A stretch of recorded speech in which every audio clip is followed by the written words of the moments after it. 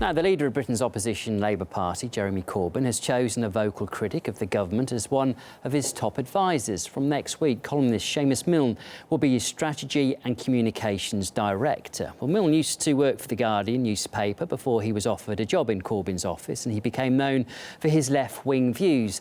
We have put together some of his statements on key international and political issues.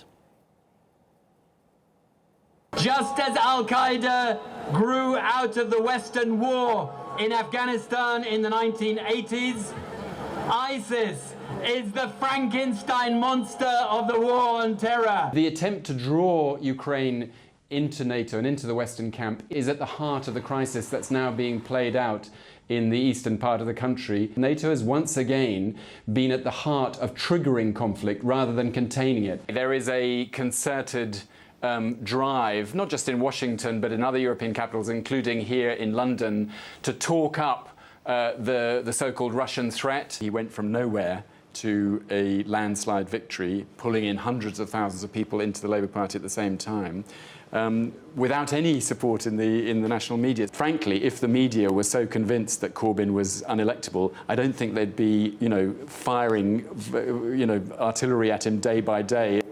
Well, Milne's views have stirred some controversy, and the British media was quick to criticise his appointment too. Some headlines claim Corbyn picked a man who once defended terrorism, while others branded Milne a former Stalinist, and even said that Corbyn, for all the criticism against him, looks moderate compared to his new communications chief. For more on this now, we can bring in investigative journalist Tony Gosling, a man who knows a few things about headlines too.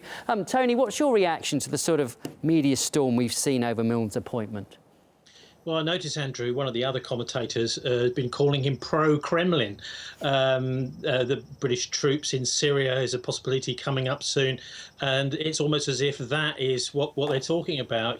This is what passes for journalism now here in Britain in many cases.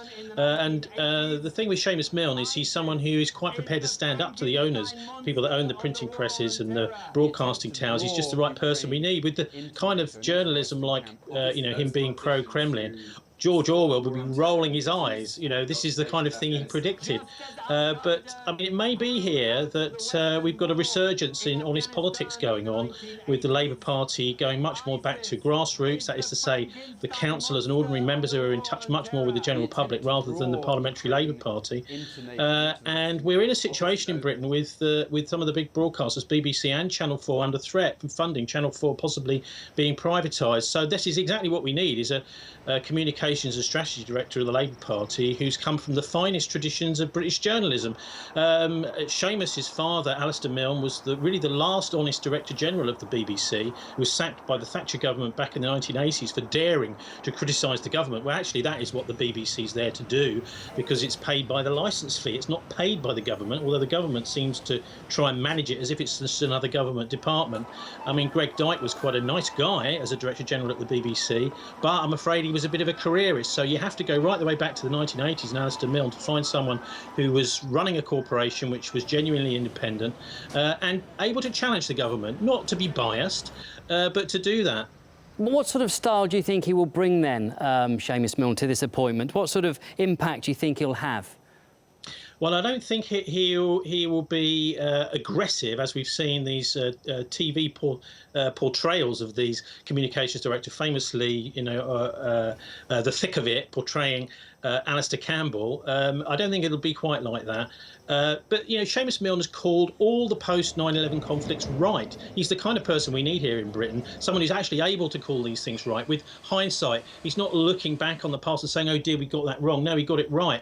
Afghanistan, Iraq, Libya and Syria, he's called out as disastrous conflicts. Now, of course, they have been, not just for human lives, millions, in fact, in Iraq, but also it's virtually bankrupted Britain. So it's been bad foreign policy, and it's been extremely bad, these wars, for Britain's reputation abroad too.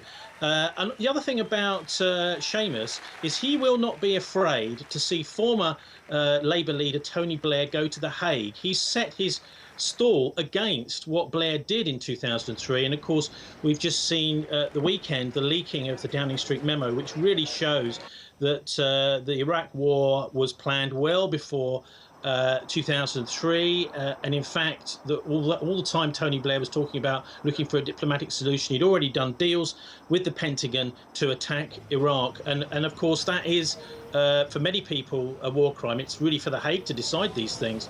But you know, Seumas is not the sort of person who'd be so loyal to the Labour Party that he'd be protecting someone like Tony Blair and sort of, shall we say, spinning for Blair. No, he will stand up to that faction in the Labour Party, which was pro-Iraq war. So this is really quite good news, and I think I couldn't really think of a better person with more experience in the top levels of London journalism than Seumas to do this job. Sure. OK, Tony, we have to leave it there, but it's certainly going to be an interesting period ahead. Thanks very much for your thoughts Certainly on this will. story. Thanks, that Andrew. was investigative journalist Tony Gosling. Thank you.